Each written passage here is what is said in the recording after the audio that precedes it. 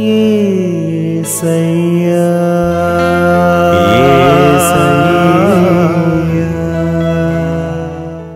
హల్లెలూయా. దేవునికి స్తోత్రం.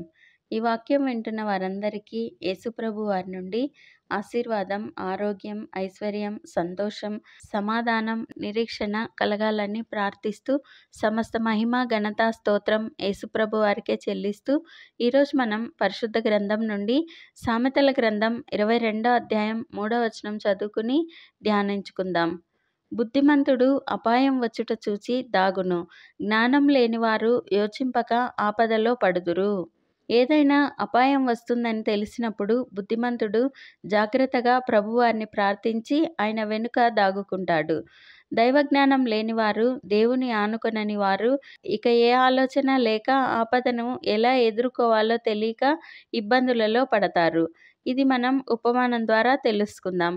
ఒకరోజు గోపిని వాళ్ళ నాన్న పిలిచి ఒక వెండి పెట్టెను ఇచ్చి, ఈ పెట్టెను పక్క ఊరిలో ఉన్న మీ మామయ్యకు ఇచ్చి త్వరగా వచ్చేయి. రేపు ఉదయాన్నే బయలుదేరావంటే సాయంత్రం చీకటి పడేలోపు ఇల్లు చేరుకుంటావు. జాగ్రత్తగా దేవుని ప్రార్థించుకుని వెళ్ళిరా అని చెప్తాడు. సరే అని గోపి ఉదయాన్నే లేచి బయలుదేరి 2 గంటల్లో మామయ్య ఇల్లు చేరాడు. నాన్న ఇచ్చిన పెట్టెను మామయ్యకు ఇచ్చేశాడు. అత్తయ్య భోజనం చేయమని భోజనం వడ్డించగా భోజనం చేసి తిరిగి బయలుదేరుతుండగా గోపి పెట్టెలోని వస్తువులన్నింటినీ తీసుకున్నాను, ఇదిగో పెట్టె తీసుకుని వెళ్ళి నాన్నకివ్వు అని ఇచ్చాడు. గోపి పెట్టెను తీసుకుని తిరిగి ప్రయాణం మొదలుపెట్టాడు. కొంత దూరం వెళ్ళాక ఎవరో తనను వెంబడిస్తున్నట్లు అనిపించి తిరిగి చూడగా ఒక దొంగ గోపి చేతిలోని వెండి పెట్టె వైపు చూస్తూ కనిపించాడు. ఏం చేయాలా అని దేవుణ్ణి ప్రార్థించగా దారిలో ఒక నుయ్యి కనిపించింది. నుయ్యిని చూడగానే ఒక ఆలోచన వచ్చి నీళ్లు త్రాగుతున్నట్లు వంగి అయ్యో అయ్యో అంటూ ఏడవసాగాడు. అప్పుడు ఆ దొంగ గోపి దగ్గరకు వచ్చి ఎందుకు ఏడుస్తున్నావు అని అడిగాడు. నీళ్లు తాగుదామని బావిలోనికి వంగగా నా బంగారు గొలుసు నూతిలో పడిపోయింది. దాన్ని పట్టుకోబోగా నా చేతి ఉంగరాలు, వాచి కూడా పడిపోయాయి. ఇప్పుడు అవి లేకుండా ఇంటికి వెళితే మా నాన్న కోపడతాడు అని ఏడవసాగాడు. బంగారు గొలుసు, ఉంగరం, వాచి అనగానే దొంగకు ఈ పెట్టె కన్నా అవి ఎంతో విలువైనవి అనుకుని ఉండు నేను తెస్తాను, నాకు ఈత వచ్చు అని చెప్పి నూతిలోనికి దూకాడు. అవి దొరికి పైకి వచ్చాక గోపికి ఇవ్వకుండా దొరకలేదని మోసం చేయవచ్చు, ఆ పెట్టె కూడా లాక్కోవచ్చు అని అనుకున్నాడు దొంగ.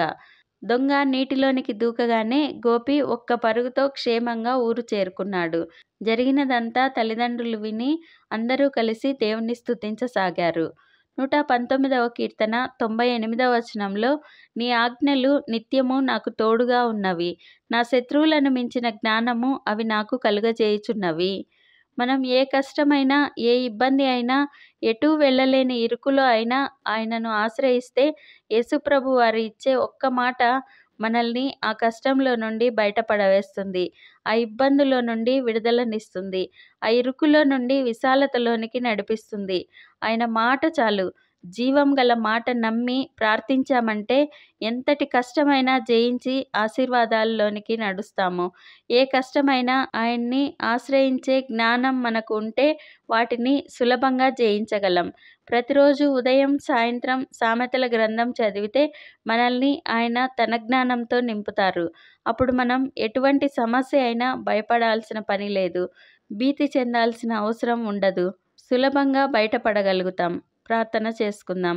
ప్రభువా, దేవా, సర్వాధికారి తండ్రి, మీ పరిశుద్ధ పాదాలకు వందనాలు, స్తుతులు, స్తోత్రాలు నాయనా. మీరు మా జీవితాల్లో జరిగించిన మేళ్ళన్నింటికీ వందనాలయ్యా.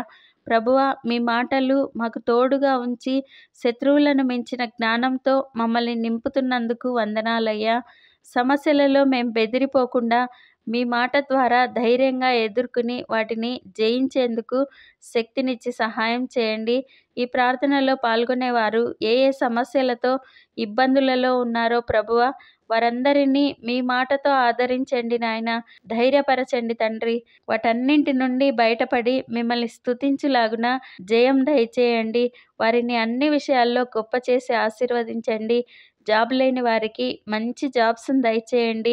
ఇల్లు లేని వారికి మంచి శ్రేష్టమైన సొంత ఇల్లులు దయచేయండి. వివాహం కాని యవ్వనస్తులకు ఈ సంవత్సరం మంచి జీవిత భాగస్వాములతో ఘనంగా వివాహం జరిపించండి. ఎగ్జామ్స్ రాస్తున్న పిల్లలందరినీ మీ జ్ఞానంతో నింపి ఎగ్జామ్స్ బాగా వ్రాసి మంచి మార్కులతో పాస్ అయ్యేలా దీవించండి.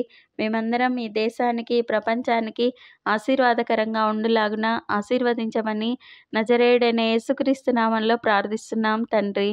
ఆమెన్. ప్రతిరోజు మీ కామెంట్స్ చూస్తున్నాము. ఈ ఉపవాస ప్రార్థనలలో మీకోసం కూడా రోజు ముమ్మారు ప్రార్థిస్తున్నాము.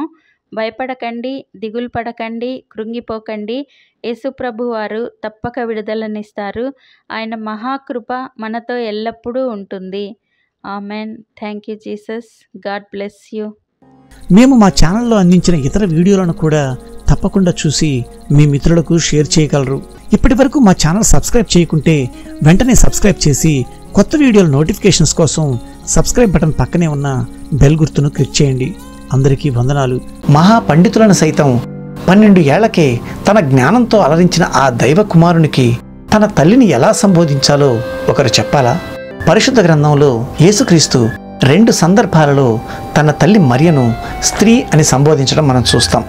మరి ఎందుకు అలా అమ్మను అమ్మ అని పిలవక ఎవరో బయట వారిని పిలిచినట్లు స్త్రీ అంటూ సంబోధించాడు?